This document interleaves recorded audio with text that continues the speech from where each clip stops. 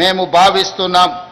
అభివృద్ధిలో ప్రపంచంతో పోటీ పడాలన్న తపనతో పని చేస్తున్నాం. ప్రతి పేదవాడి ముఖంలో ఆనందమే లక్ష్యంగా సంక్షేమ పథకాలను, సంక్షేమ చరిత్రను తిరగరాస్తున్నాం. 7 దశాబ్దాలుగా తెలంగాణ ఆశిస్తున్న స్వేచ్ఛ, సామాజిక న్యాయం, సమాన అవకాశాలు మా ప్రభుత్వ ప్రాథమిక ఎజెండా.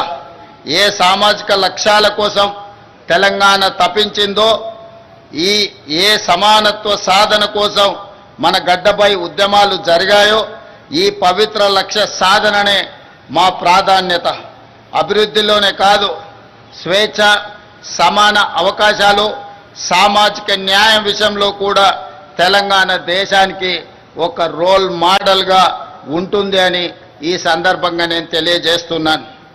అదేవిధంగా మిత్రులారా, విద్యనే మన విజయానికి వజ్రాయుధమని నేను బలంగా విశ్వసిస్తున్నాను. ప్రపంచ స్థాయి అవకాశాలను అందుకోవడమే కాదు, శాసించే స్థాయి తెలంగాణ యువతకు రావాలి. దానికి విద్యనే ఒక మంచి మార్గం.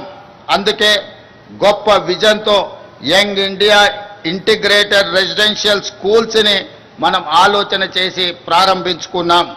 ఈరోజు నేను చెబుతున్నాను, భవిష్యత్తులో తెలంగాణ విద్యా వ్యవస్థలో విప్లవాత్మక మార్పులకు ఈ స్కూళ్ళు కేంద్రాలుగా మారబోతున్నాయి. విద్యపై మేం చేస్తున్న వ్యయం ఖర్చు కాదు, భవిష్యత్ తెలంగాణకు పెట్టుబడిగా మేము భావిస్తున్నాం.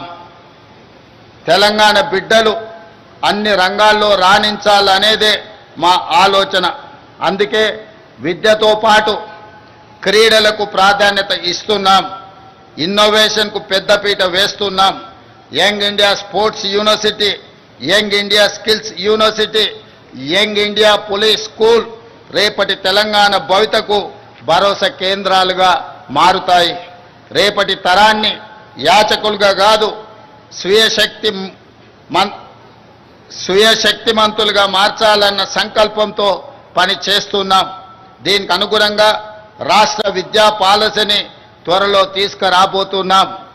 ఈనాడు తెలంగాణ రాష్ట్రంలో తెలంగాణ ఎడ్యుకేషన్ పాలసీని తీసుకురావడానికి ఒక కమిటీని నియమించి తెలంగాణ భవిష్యత్తు అవసరాలను, అదేవిధంగా ప్రపంచ చిత్రపటంలో తెలంగాణ యువత యొక్క ప్రాధాన్యతను పెంచడానికి ఈరోజు మా ప్రభుత్వం లక్ష్యంగా పనిచేస్తుంది.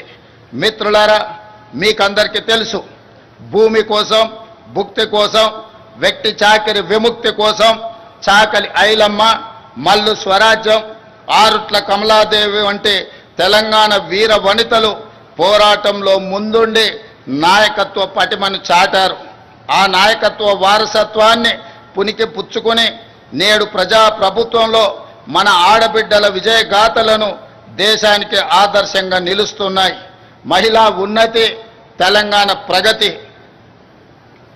నినాదంతో కోటి మంది ఆడబిడ్డలను కోటీశ్వరులుగా చేయాలన్న లక్ష్యంతో మేము చేపడుతున్న కార్యక్రమాలు సత్ఫలితాలను ఇస్తున్నాయి.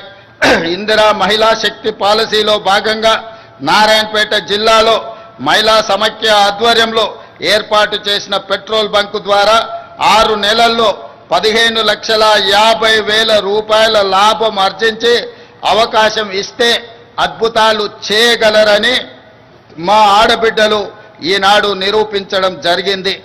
డ్వాక్రా మహిళా సంఘాలు ఉత్పత్తులను విక్రయించేందుకు ప్రత్యేకంగా ఏర్పాటు చేసిన ఖమ్మం మహిళా మార్ట్ విజయవంతంగా నడుస్తుంది.